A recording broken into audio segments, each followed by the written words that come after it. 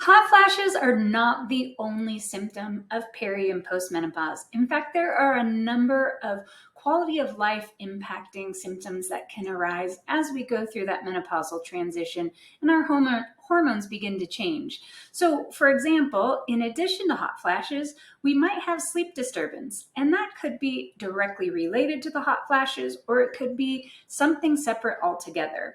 Many women find that during the menopausal transition, they often have more difficulty falling and or just staying asleep, especially towards the early morning.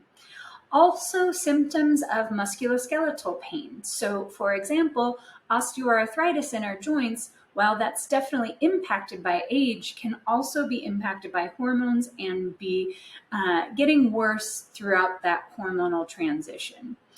Other types of symptoms include our mental and cognitive health. So, how easy it is to recall words, how easy it is to learn. Some of those cognitive abilities most women will feel like are just suffering in some way.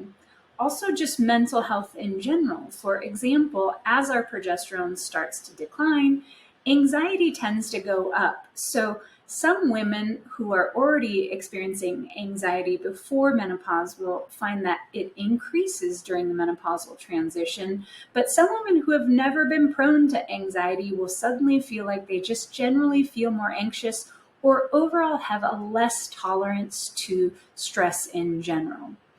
Other kinds of symptoms include bone loss. So that is something that we often start looking for in bone density scans at around the age of 60. But as soon as our estrogen starts to drop, we start to lose our ability to protect those bones.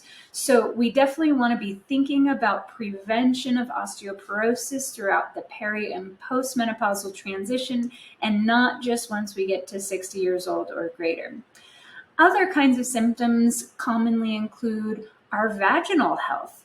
And this could be in our experience with a partner, ourselves, or just day-to-day life. For example, you might find that you're having more urinary tract infections. You might feel dryness that isn't just a problem during sex or sexual encounters with ourselves or a partner, but it could also be just discomfort while you're wiping after urination or a bowel movement. So you definitely want to consider your vaginal health as part of the really important quality of life measure that you can take into account when you are going through the peri and postmenopause transition. So when your medical provider talks to you about menopausal symptoms, think broadly. Don't narrow it down to just hot flashes. Think of all the things that might be impacting your overall health so that you know what options are there for you.